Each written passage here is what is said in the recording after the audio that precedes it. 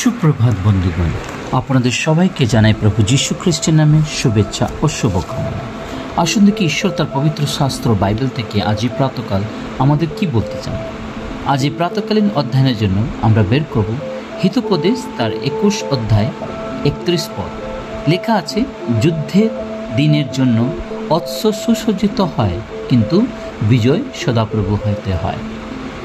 ঈশ্বর তার সুন্দর বাক্যে আমাদের সকলকে আশীর্বাদ যুক্ত করে। আজ এই বাক্যে আমরা দেখতে পাই যুদ্ধের দিনের জন্য অশ্ব সুসজ্জিত হয়। হ্যাঁ বন্ধুগণ, অশ্ব শব্দের অর্থ যে ঘোড়া। যেভাবে যুদ্ধের সময় আমরা জানি, সেই পুরনো সময়ে যখন যুদ্ধ করা হতো তার জন্য সেই ঘোড়া এবং সেই রথকে তৈরি করা হতো এবং সেটাকে সাজানো হতো এবং সেটাকে সম্পূর্ণ সেই সমস্ত বস্ত্র দ্বারা তাকে পরিধান করে তাকে প্রস্তুত করা হতো, যেন সেই যুদ্ধর সেই ময়দানে গিয়ে যেন সেখানে কোনো রকমের যেন আঘাত না লাগতে পারে।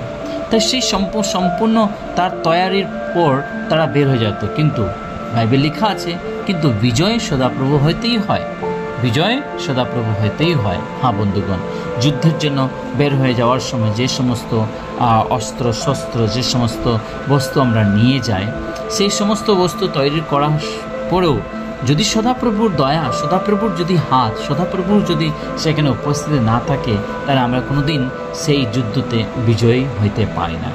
ঠিক তো আজকে আমাদের দৈনন্দিন জীবনে, আমাদের ব্যক্তিগত জীবনে, আমাদের যে খ্রিস্ট জীবনে, আমাদের যে মণ্ডলীর জীবনে, আমাদের মধ্যেও অনেক ধরনের যুদ্ধের মধ্যে আমরা যাচ্ছি। অনেক রকমের যুদ্ধের তৈরি আমরা করছি জীবনের মধ্যে, পরিবারের মধ্যে নানান রকম অবস্থা আমাদের জীবনে এসে পড়ে, যেটা ঠিক যুদ্ধের নিয়ে। সেটার সাথে যুদ্ধ করতে হয়, সেটার সাথে আমাদেরকে লড়ে সেইটাকে জয় করতে হয়। কিন্তু বন্ধুগণ, অনেক সময় সেটাতে বিফল হয়ে যায়, আমরা সেটা করতে পারি না, কারণ আমাদের জীবনে সদাপ্রভুর প্রেম বা সদাপ্রভুর ভালোবাসা, সদাপ্রভুর সেই হাত আমাদের উপরে নেই।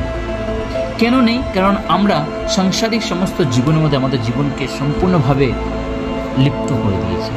আমরা প্রভু থেকে অনেক দূরে চলে গেছি। প্রভুর চরণে, প্রভুর বাক্যের দিকে আমাদের মন নেই, প্রভুর কার্যে আমাদের মন নেই। আমরা শুধু সাংসারিক সমস্ত নিজের জীবন, দৈনন্দিন জীবনে, নিজের ব্যক্তিগত জীবনের সমস্ত আশাসমূহকে পূর্ণ করার জন্য আমরা লেগে পড়ে আছি। তার জন্য আমাদের জীবনে সেই বিজয় প্রাপ্ত আমরা করতে পারি। সদাপ্রভু আমাদের জীবনে কাজ করতে পারছে না। আসুন আজকের এই সকালবেলা আমরা একটা নির্ণয় নিই, যেন আমরা আমাদের জীবন সেই সদাপ্রভুর হাতে সমর্পণ করি, তার উপর যেন নির্ভর করি। তারপর আমরা যা কিছু কাজ করি না কেন, যা কিছু কাজ করতে বের হয় না কেন, সেটার মধ্যে সদাপ্রভু বিজয় দান করতে যাচ্ছে। আসুন প্রার্থনা করি। পবিত্র বাহিনীর সদাপ্রভু, তোমায় ধন্যবাদ করি আজকে সুন্দর প্রাতকালের জন্য। এই প্রাত থেকে নিয়ে সারা দিন তোমাদের সঙ্গে থাকে। সমস্ত অমঙ্গল দেবনাথ রক্ষা করো, তোমার পবিত্রতা তোমাদের পরিচয়, পাপ অন্যায় পরিশ্রম ক্ষমা করো।